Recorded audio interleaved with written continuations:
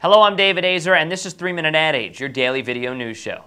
Ted Allen's new Food Detective show on the Food Network debuted last week. That first episode racked up impressive ratings. Conceptually, the program is something like a cross between Alton Brown's Good Eats and the Discovery Channel's Mythbusters. It combines scientific investigation with culinary delights. And to get the science right, the Food Channel teamed up with Popular Science magazine. AdAge media reporter Andrew Hampp toured the set at Screen Gem Studios as Allen taped the show's next episode. I think when this show was being developed by Brainbox, they looked to Popular Science as a place to both to help us with research, help us design experiments, and also to lend some of the credibility of that magazine's good name. They've been publishing for 136 years. Everybody knows them, and it's also fun for us to bring in editors from the magazine, put them in lab coats, and see them in this kind of strange, otherworldly place where we're testing food myths. So I think it's a total win-win for both of us. PopSci has helped us work on experiments involving both the ridiculous and the sublime.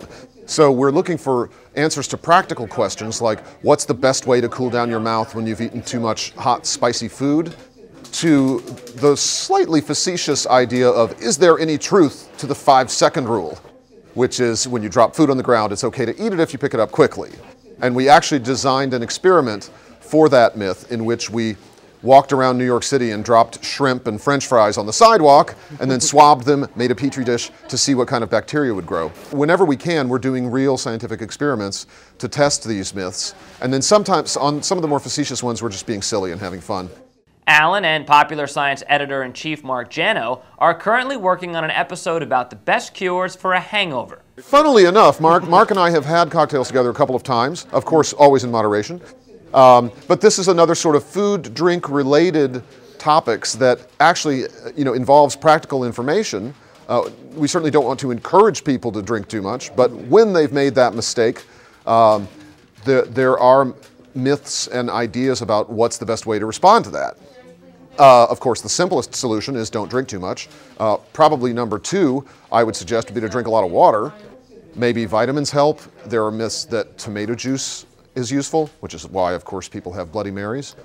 So we're in the middle of the experiment. We have not yet reached our conclusions on the best way to cure a hangover. Hopefully we'll know by the end of this week. And that's it for this 3-Minute AdAge. Thanks for being with us. I'm David Azer at Advertising Age in New York.